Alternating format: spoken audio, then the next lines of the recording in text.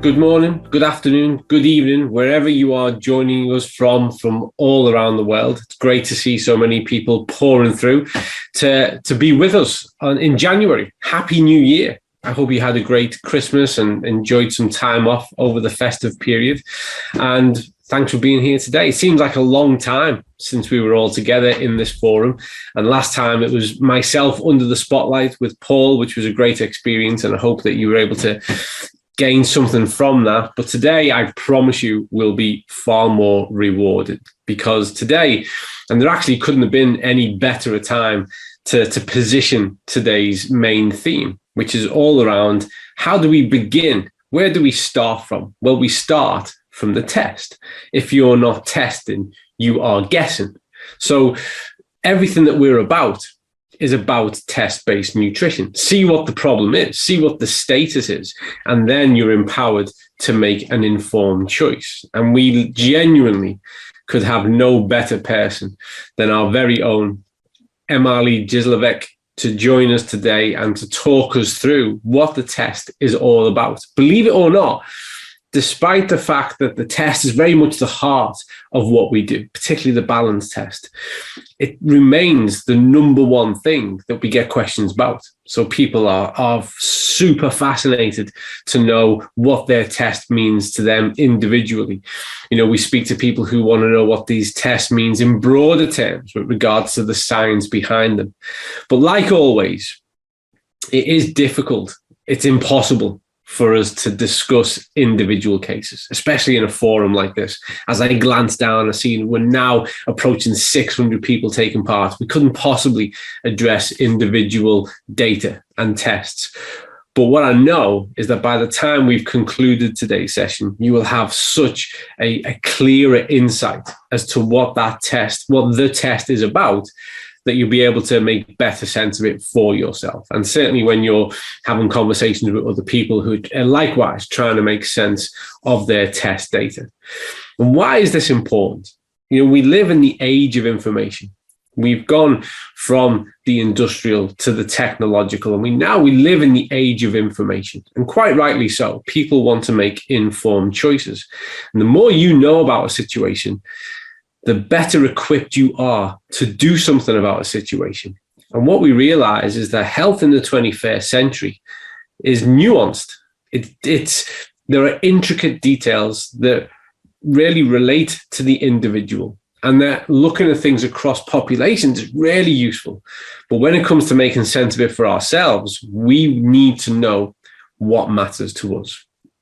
And that's why at the heart of what we do, the test will always be our guiding light. So that is enough from me. It gives me immense pleasure to bring my colleague, superstar from the product team, the incredible Emmalee, to the forefront. Emmalee, welcome. Thank you for sharing your knowledge and wisdom and insights with us today. I'll hand over to you now.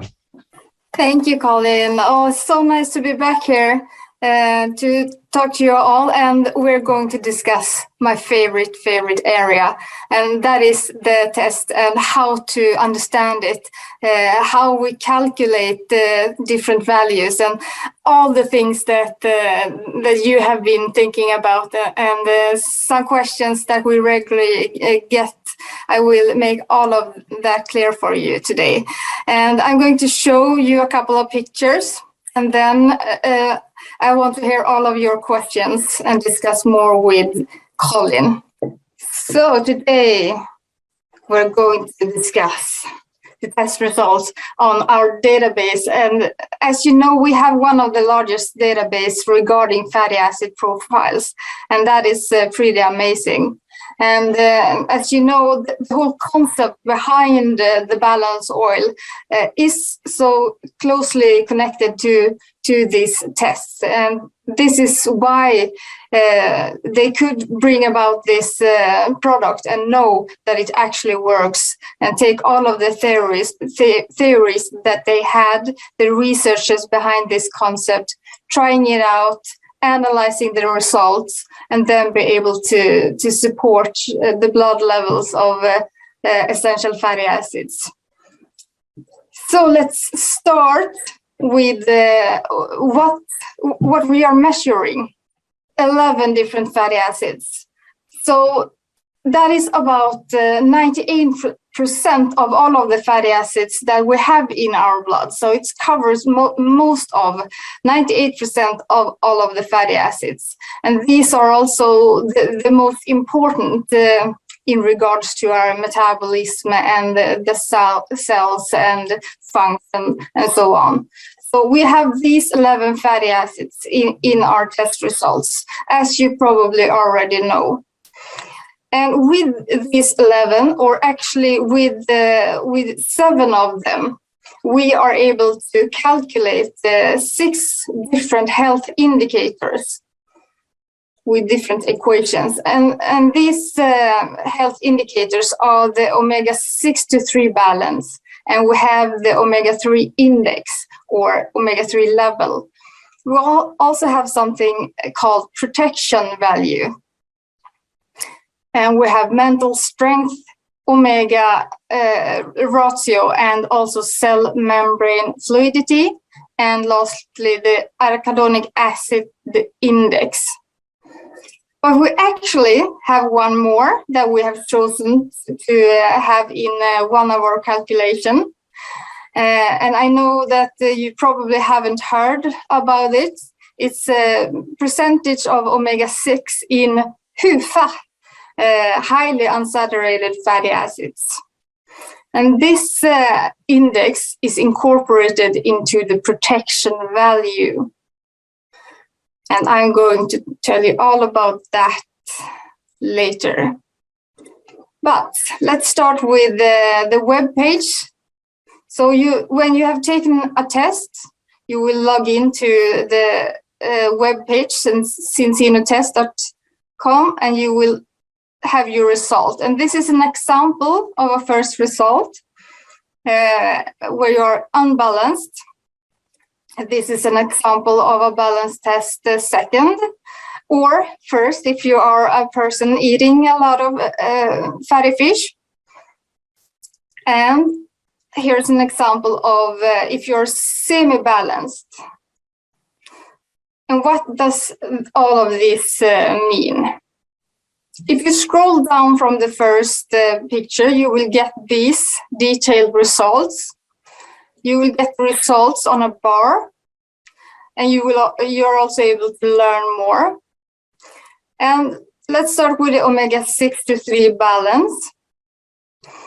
This is a health indicator where we measure the arachidonic acid against the eicosapentaenoic acid, or EPA. And this is shown as a ratio. It means that you have you are aiming to have 3:1. So what does this mean? What is the purpose of measuring these two fatty acids? This, if you have heard my talk the last time, you recognize this. This is showing the two essential fatty acid families, the omega-3 and the omega-6 family. And at the top, you will see the parent fatty acid and the parent fatty acid of omega-6. And these, if your diet contains these parent fatty acids, they are able to transform or convert into different forms of omega-3s or omega-6. So in different steps, they are converting and are adding change to it, so it becomes these longer fatty acids.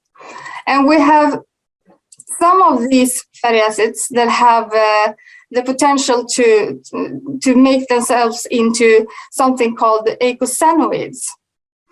And these are things that will help in different ways in your immune system, for example. And we see the ones that are marked in the green have this less inflammatory or even anti-inflammatory potential. And we have one omega-6 as well that have this. But the EPA and DHA are the ones, DHA have more of the resolving of inflammation, whereas the EPA has this less inflammatory or anti-inflammatory potential. Whereas the arachidonic acid has the more inflammatory, the stronger reaction, the lingering of inflammation. So before this was known, that it is especially EPA and arachidonic acid that has this biggest potential of being involved in the inflammatory response. Before this knowledge, researchers were measuring the whole omega-3 family against the whole omega-6 family. And sometimes we get questions on why don't you use all of the omega-3 fatty acids when you make this balance calculation. And the reason is that not all of them are important when we are talking about the balance and the potential for inflammation and effect on heart health and brain and so on. So that is why we chose to take the two that have this biggest potential. So these two are in the balance calculations.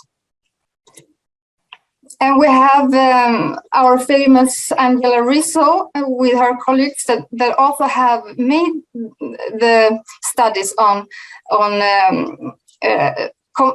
comparing the whole blood measurements that we are doing at Cincino and in other places and in other areas of healthcare. They also use the whole blood. But if you measure against red blood cells, which have been previously have been like the golden standard for measuring different fatty acids. But if you compare it, you see you have a correlation between the whole blood EPA, the balance ratio, and the red blood cells. So this has been confirmed.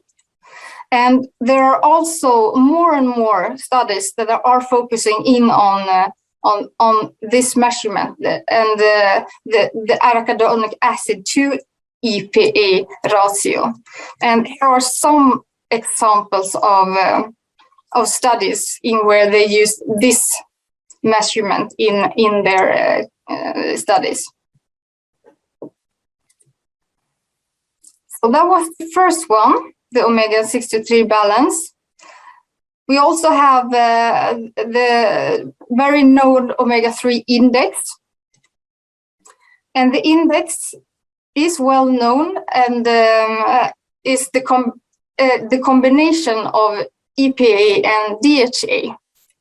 So if we look at this again, it is the two of the omega-3 side, the family, that has both the anti or less inflammatory potential and DHA that has this resolving potential of resolving inflammation.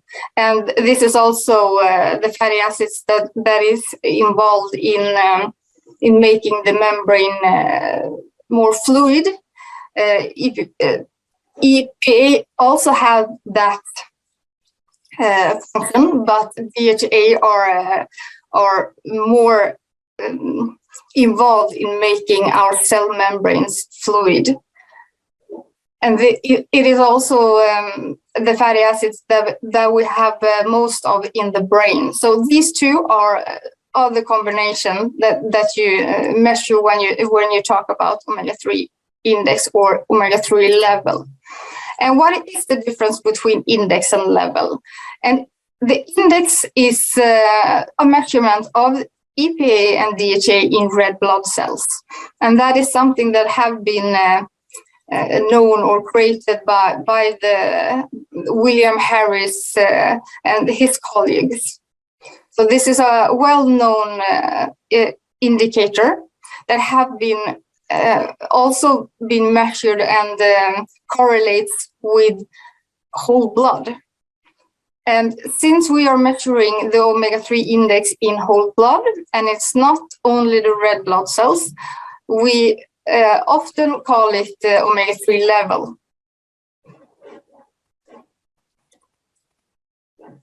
Then we have the protection value, and this is a value that I often get a lot of questions about. So I'm so happy to discuss this value with all of you today.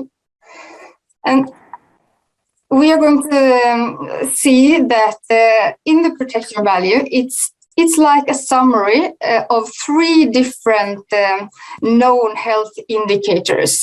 So it's you can see it as you have some kind of disease or condition, and you want to see a doctor, and you go to one hospital, and they have one specific view of how they can measure, how they can treat you, and then you go to another hospital with their doctors, and they have a slightly different way of seeing it, measuring it, and treating it, and then you go to a third one. This is the exact same thing. It's the omega-3 balance that I've talked about, and the omega-3 level, but it also is this third, the less known, the percentage of omega-6 in HUFA, or highly unsaturated fatty acids.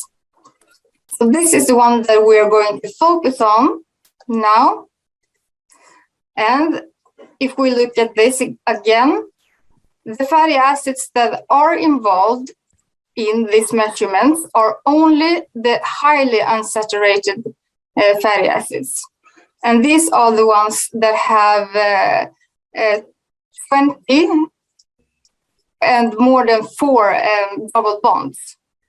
And you can see in this picture,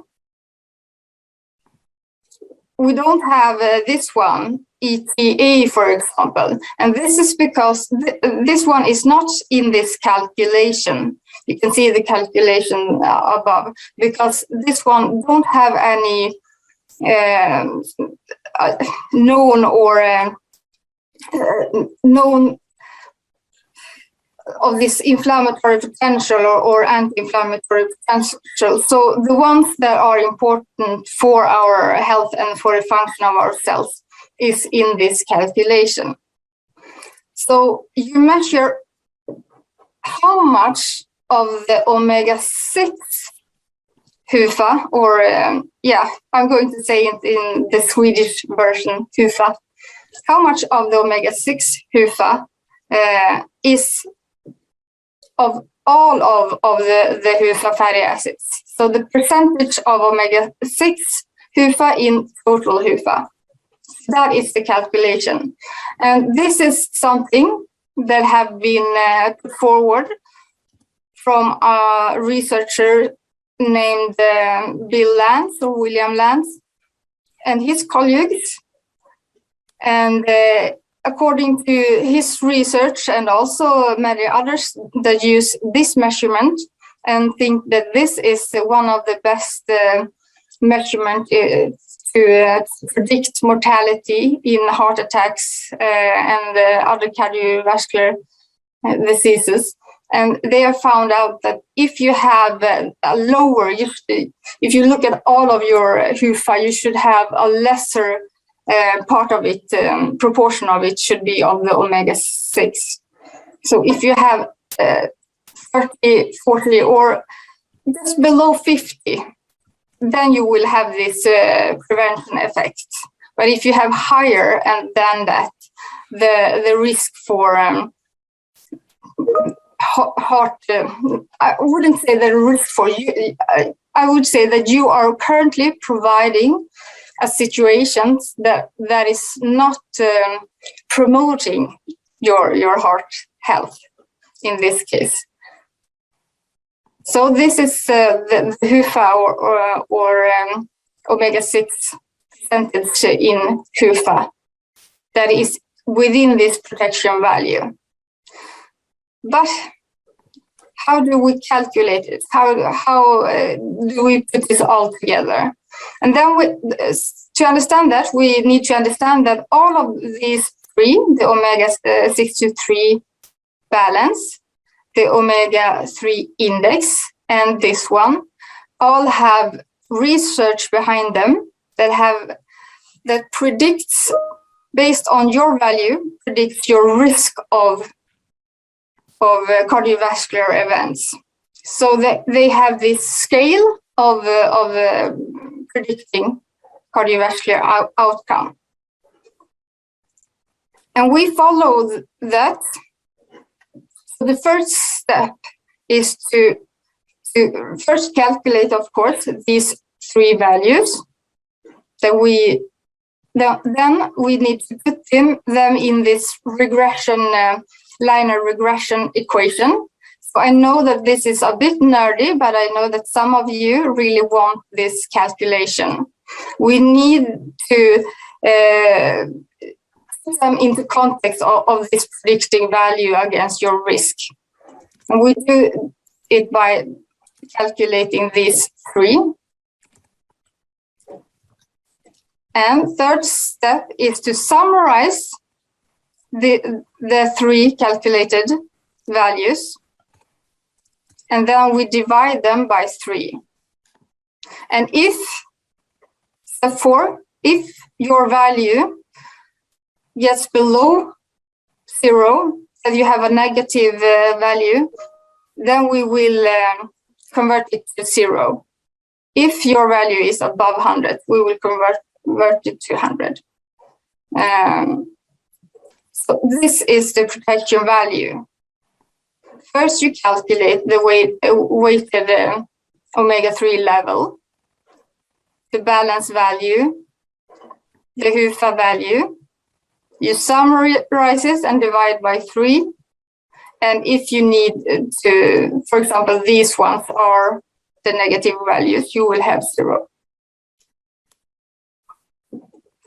So protection value is like a summary value or taking in consideration 3 different strong theories of how to best calculate your current, not risk, but current situation promoting or not promoting your heart health.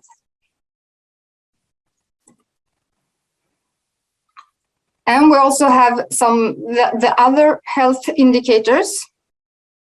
And I will not go as much into detail with these ones, but we have the mental strength omega ratio. And what does that mean? It's similar to the balance value. The balance value, we have the arachidonic acid and the EPA, but now we take in consideration the DHA. And as I said, the DHA is a very important fatty acid in your brain development, and there are a lot of research that are focusing on DHA in terms of different conditions or just it is something that will be researched in regard to depression and other mental conditions, but I don't mean that that this will necessarily make you well from all of these things, but this is something that are important and something to take in consideration, that researchers take into considerations today when they are measuring different mental or mood states. So with these two together, you get a ratio that says something about your current condition or how you provide your body to be able to be strong against these situations. And then we have the cell membrane fluidity. The cell membrane fluidity is something that we need to talk more about. Perhaps I will go more into detail with this indicator the next time.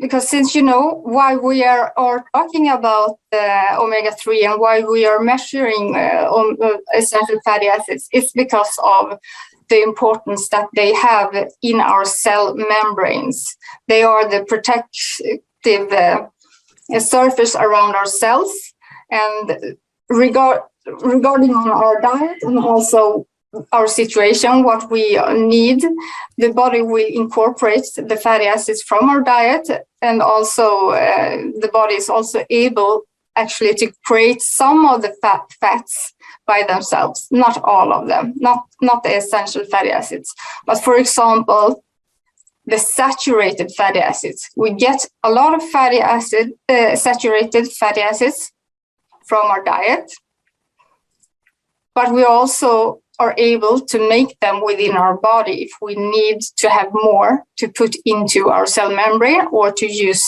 as fuel or and so on. But the thing is that what you have in your diet will affect the composition of the types of fats that you have in your cell membranes. And if you have, let's say, a lot of saturated fatty acids, you will have cell membranes that is not that fluid. It will be more rigid, I believe the word is.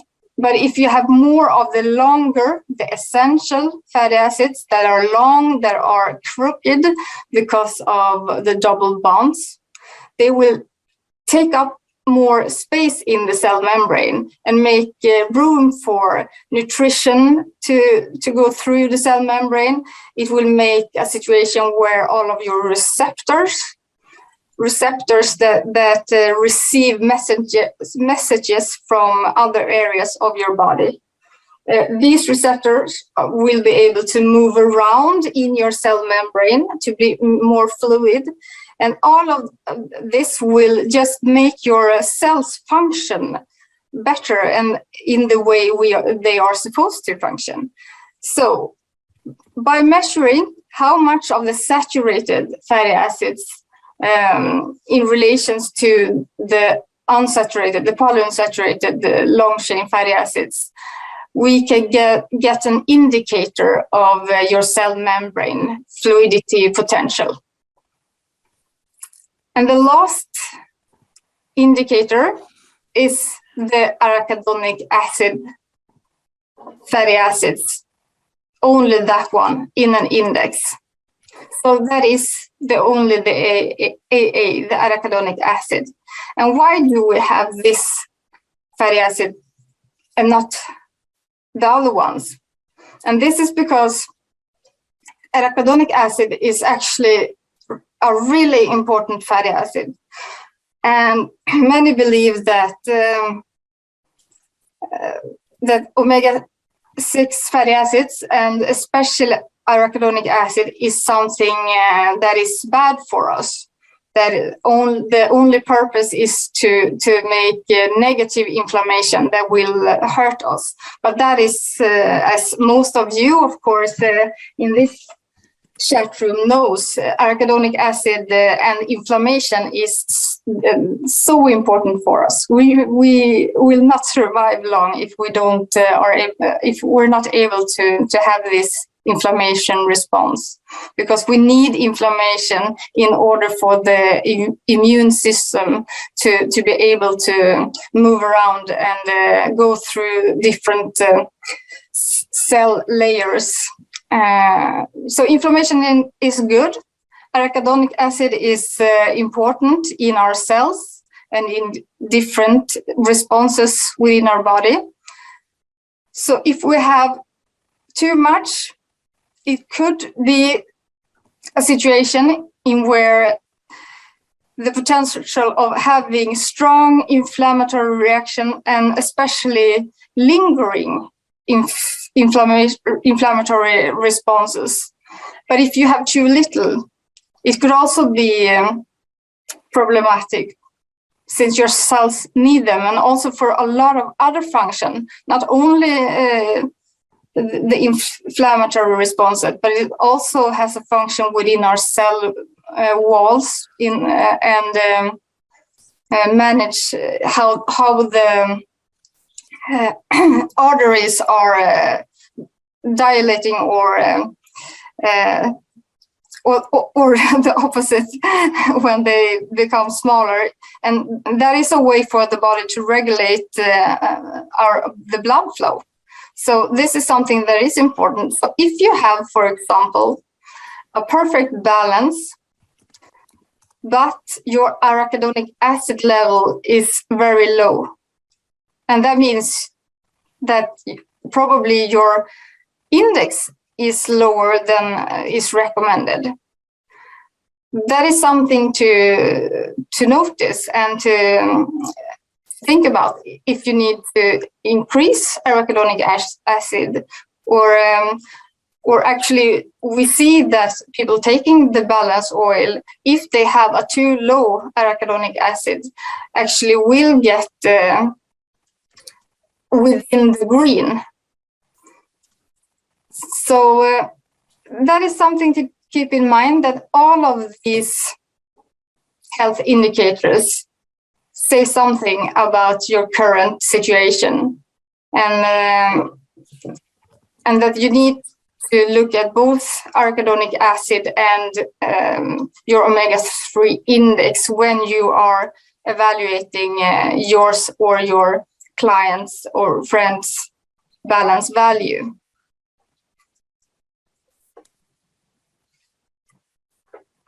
And this is something that you can find also, because a lot of you that are really interested in what these measures mean, this is not something that that all people are interested in, of course, but we have your values, the fatty acid, the detailed fatty acid table, so you can see your exact values and also compare your values against a target value that's from it's from a group of balanced people.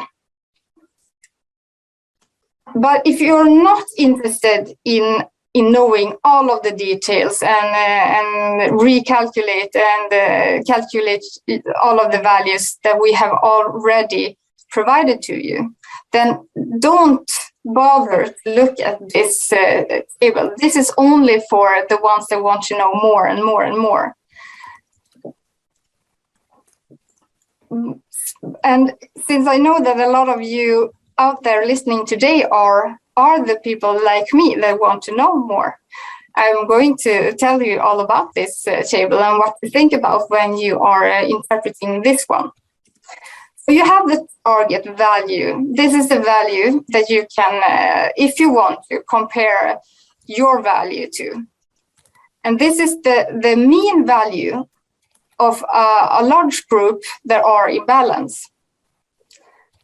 But it's only the mean value. And this group of this, not target group, but the chosen group that have made this target value, they of course have individual variations because we are all different. So this is the mean value. Just something for you to compare your results. And in the next, you will see your results. And we will have the deviation, how much more or less your value is from the target value. And in this case, 3.25 above. But that doesn't say so much, since if you can see further down, you have also a difference down here of something on 3. And you could believe that this is of equal size that you are. This is negative, but you understand what I mean. But since these fatty acids are low from the beginning, it has a bigger impact. So here you will see the deviation in percentages.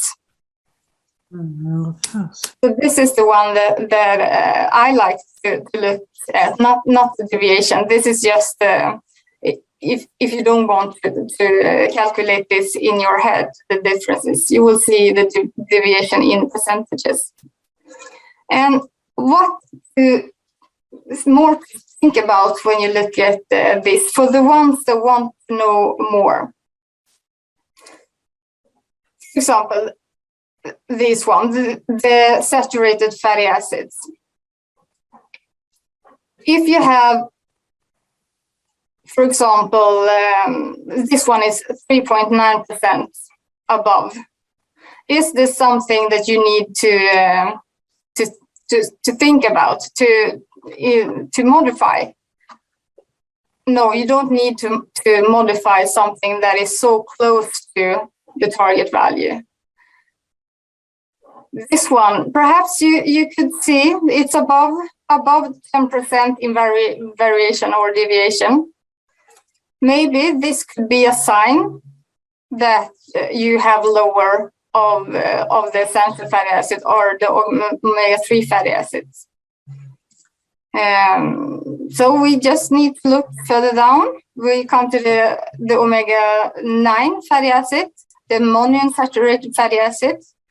And this has a small deviation. Sometimes this is high.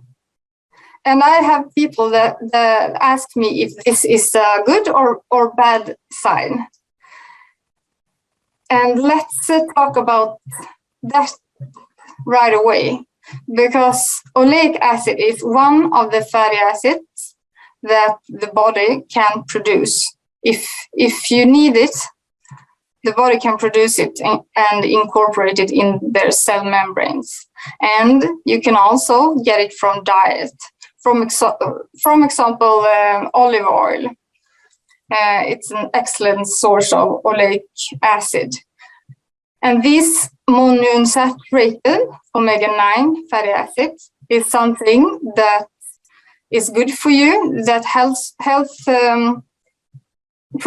professionals are urging you to decrease your saturated fatty acids, decrease saturated and increase unsaturated fatty acids, for example, with this one. The thing is, so this is a good fatty acid. The thing is, if you have essential fatty acid deficiency, that you have too low of omega-3 and also omega-6, the body can start to produce extra omega-9, because omega-9 can, in a second step, turn into a fatty acid that will have some of the same or similar function as the essential fatty acids. So this is the body's way to just help your body from not having the essential fatty acids. But of course, the best option is to have the omega-3 fatty acids. So if you have an increase, my first thought is either it is because the measurements were within 6 hours that you had a meal containing oleic acid, for example, taking the balance oil products. Also, that could be a sign that the balance oil works and that your body is taking up and absorbing this fat, or this could be a sign that you will have low levels of omega-3s and also perhaps arachidonic acid. In this case, this was not a big deviation from the target value.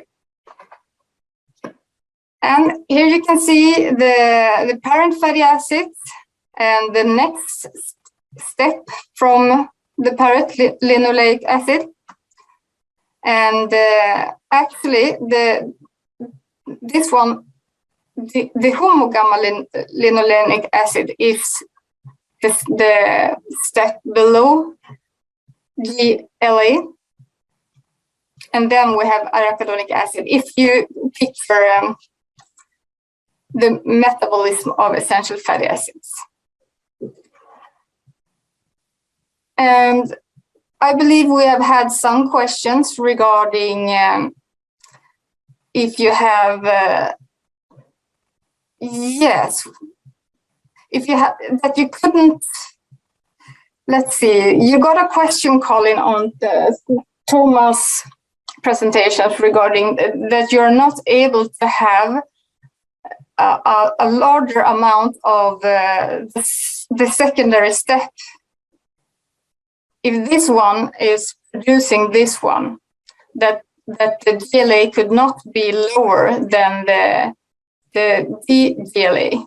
But that's not the way it works, since this conversion from GLA to DGLA is made by an enzyme in your body. And the rate that this enzyme is working in when it converts one fatty acid to another fatty acid, it's different between different people. So you can have an enzyme that is really fast and are in a really high rate converting this fatty acid into this fatty acid. So and this fatty acid is accumulating. Then you will have a higher than the previous. And depending on how fast your enzyme is, or maybe depending on how much of the parent fatty acid that you have been had in your diet, you might have higher than the target value, like in this case. Yeah, and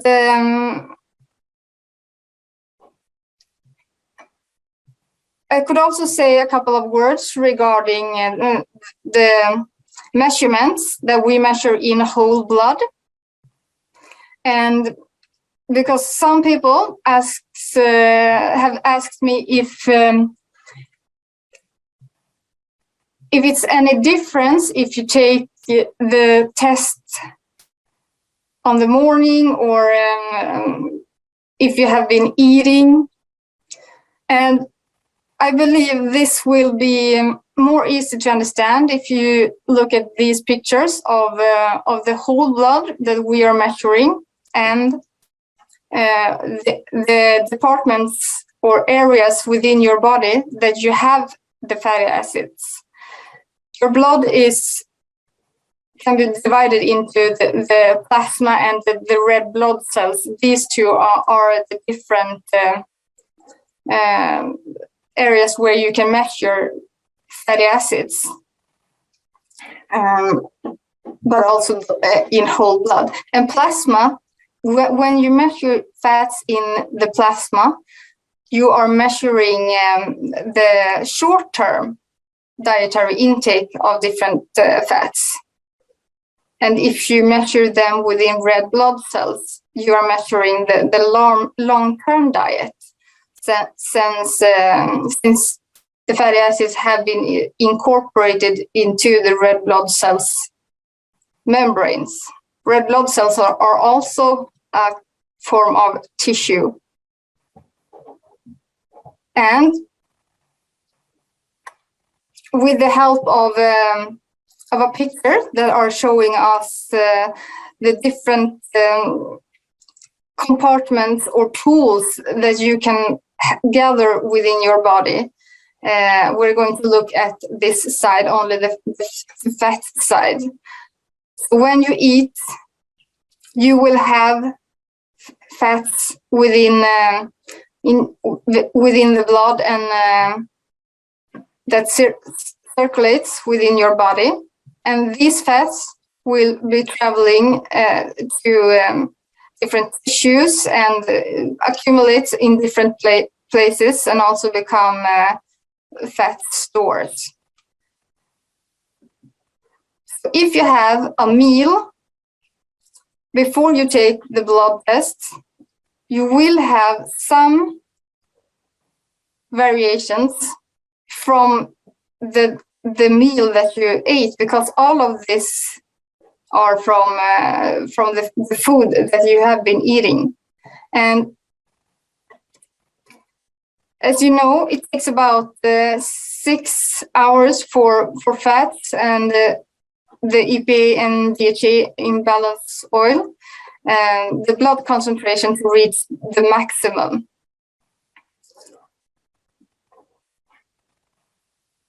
So if you take the test within these hours, you could have a variation depending on how low or high your current omega index is.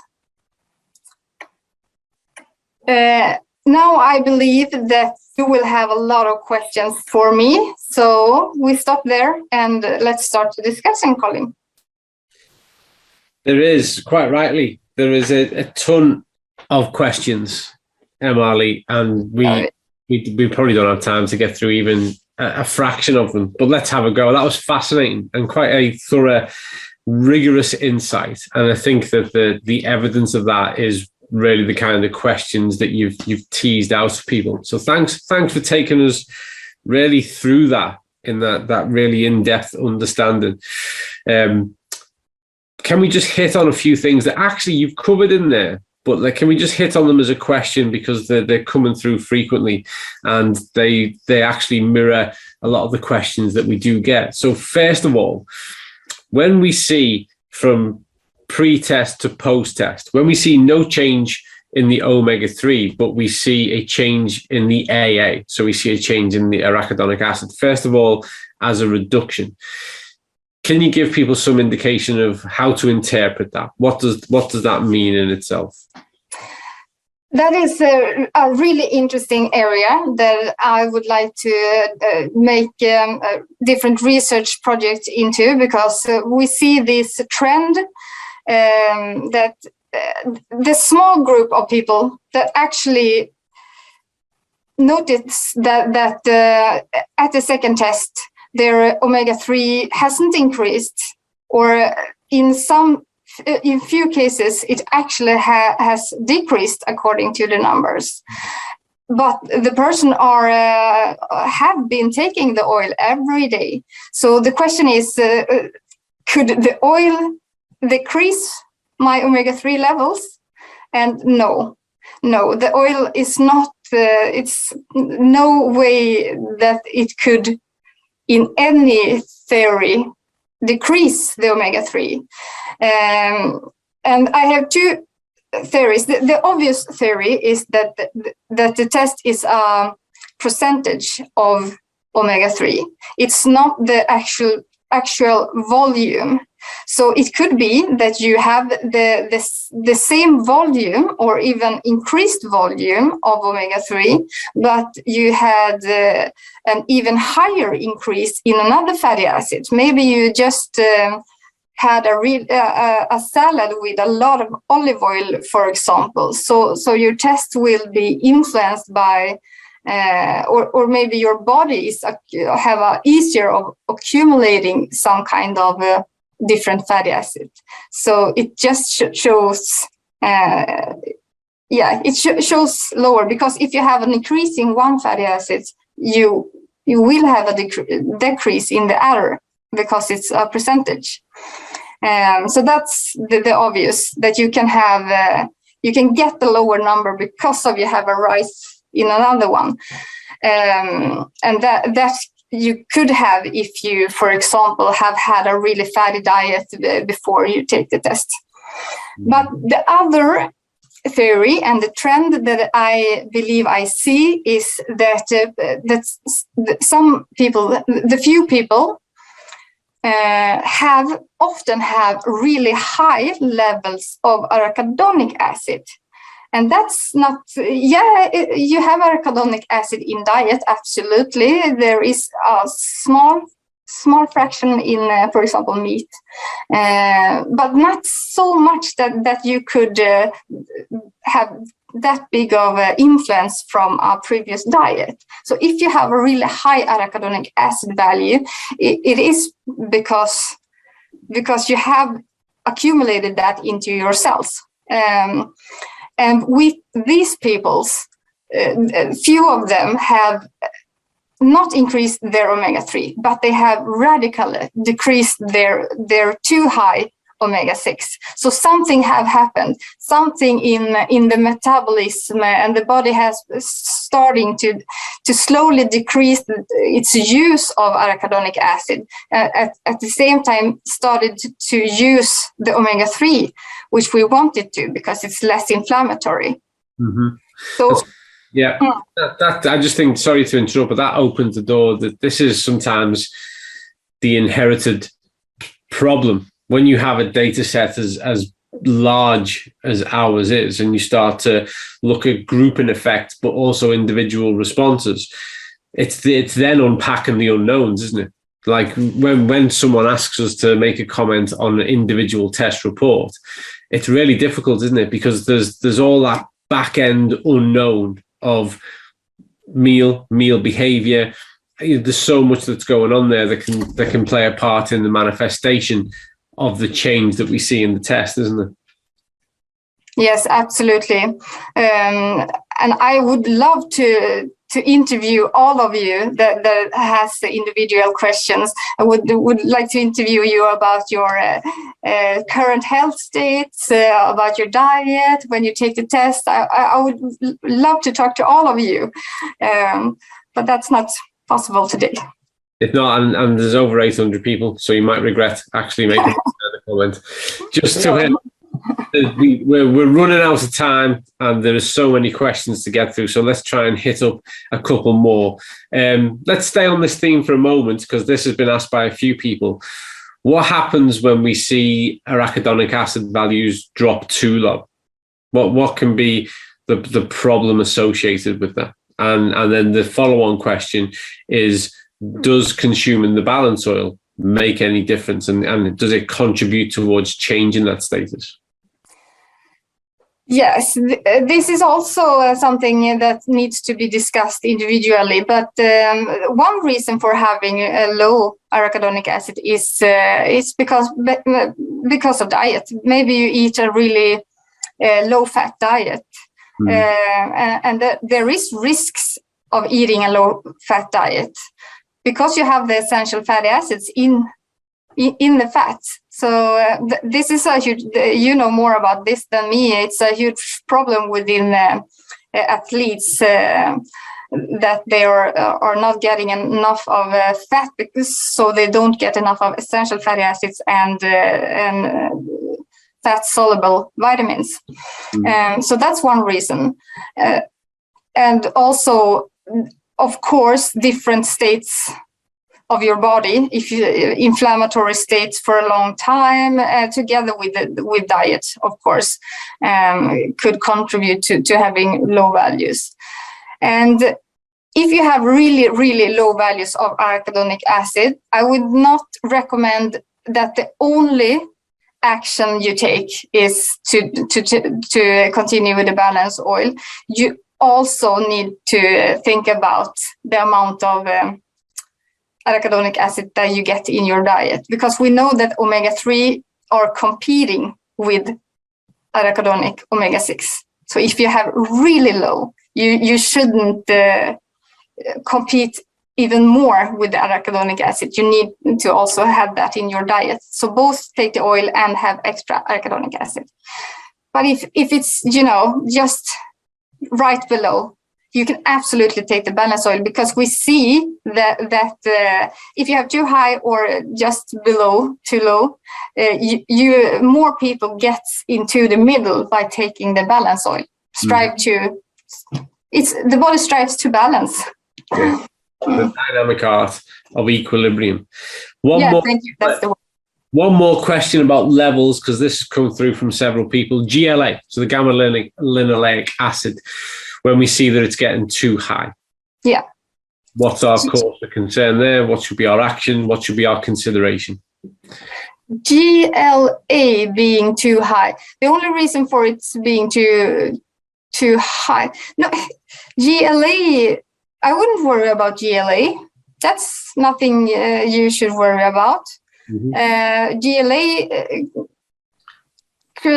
no, don't think about that, because that could be converted into DGLA, and DGLA actually have a lot of positive anti-inflammatory, antioxidant properties that you like. For example, in the vegan oil, we need to have extra help me call it, GLA. GLA, that's right, yeah, that's right. Just to get the process of having DGLA. So focus on the other fatty acids, and also having high could be a sign that you are eating too much of the LA. Good. Thank you for picking that one up. I think we've got time for maybe two more questions. One I'm going to ask, because it's far more general and this comes across a lot. Erythrocytes, the red blood cell, measuring these things, 4-month life expectancy, 120 days. What can this really tell us about our health status? Good question. And that is something that you should be really thorough about. That this is, I used the word potential today. I hadn't planned of using that word, but that was what I used today. It's like this is telling you only what you are. The state is. How can I explain this in English? It's not. If you have 0 on the protection value, it doesn't mean that you are going to die. It doesn't mean that you're going to have a heart attack. It only means that you are providing the body with these fatty acids that are not going to be health promotive in these areas. But it's other aspects that come into your body and will create the disease. That has nothing to do with the results. Maybe you have had a lot of cardiovascular risk factors in your body, and on top of that, haven't had the protective factors of omega-3 for a long time, or you're haven't had any exposure to those. So that's just, it tells you how you are promoting the body to have the normal functions right now, and you can change that. That's right. And I just add to that, it's a dynamic status. So actually that 120 days after 4 months is really useful, because it's giving you an insight with regards to the change that takes place over time and your nutritional behavior and how it's influencing what's happening at a cellular level. So that's really the strength of it, is it's dynamic and it's giving you that updated insight. We're just on the hour. So I think we need to stop it there. I could just keep asking you questions for the next hour, and they're continuing to come through. But I think actually the great thing about these sessions being recorded is that people can go back and access it and take a pen and a pad of paper out and take your own time to go through it, because I listened intently throughout. There was so much rich information and consideration of the analysis and the feedback in there to be had, that it would serve you well to go back through, to do that in your own time, make notes, and really consolidate your learning around that, because Emmalee, what you shared with us was a real rich, valuable insight. Thank you very much for your expertise, your time, the sharing of your knowledge. We really do appreciate it. I think that this actually is going to provide something of a really asset, a tool, a really useful tool for people to go back to and really clarify and galvanize their understanding of what the test procedure is all about. So let's wrap it up. Thank you, Emmalee. Super. Thank you. Thank you. Thank all of you for taking this, sharing this hour with us. Thank all of you for being on the front line, making a huge, phenomenal change to health all around the world. Never lose sight of that. What you do is incredible. You work to make the world a better place. You know, you're giving people a better way of living. It's phenomenal. We can't thank you enough. We work hard on our part to arm you to have the tools to do that. But what you do makes all the difference. So stay well. We will see you all next month. Date and time to be confirmed. In the next meetings of minds, we'll bring in a new guest to share more information and insight with you. Until then, stay well, be well, and we look forward to seeing you then. Thanks again, Emmalee. Enjoy the rest of your day, evening, wherever you're at. All the best. See you soon.